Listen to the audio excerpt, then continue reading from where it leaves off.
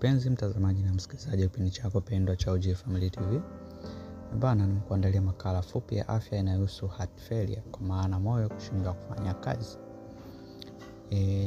Heart failure au tunaweza kusema kwamba ni tofauti na mshtuko wa moyo. Heart failure ni hali ya muda mrefu ambapo moyo hauna nguvu ya kutosha kusukuma damu. Magonjwa haya au mgonjwa huyu huweza kuwa na uchovu usioelezeka, miguu inaweza kuvimba au kushindwa kupumua vizuri hasa akiwa amelala.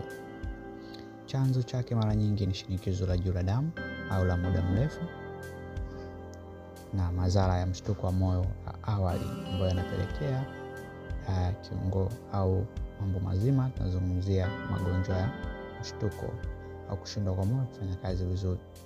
Sasa moyo kushindwa kufanya kazi vizuri ni hali ambapo moyo hawezi kusukuma damu ya kutosha kwenda kwenye sehemu zote za mwili. Si kwamba moyo umesimama, bali hawezi kufanya kazi yake ipasavyo. Je, ni dalili zipi ambazo za kawaida mtu anaweza kuwa nazo? Kwanza, shinikizo la juu la damu la muda mrefu, kwamba pressure kupanda kwa kiasi kikubwa ambao ni pressure muda mrefu.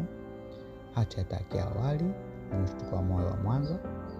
Magonjwa ya valvu za moyo, mishipa ya moyo, chembe za moyo. Kisukari, unene uliopitiliza. Haya ni aina ya magonjwa au ni sababu ambazo zinasababisha magonjwa mazima ya heart failure au kushindwa kwa moyo kufanya kazi vizuri. Dalili moja hapo, kwanza anaweza kukohoa bila sababu au bila sababu ya mafua, anakohoa tu. Miguu inaweza ikavimba, anashindwa kupumua anapolala au akifanya kazi kidogo anapopumua, au akitembea kidombali kidogo tu anachoka haraka. Anaweza kupata kizunguzungu, uchovu usioisha. Je, kuna tofauti kati ya heart attack, stroke na heart failure ni nini?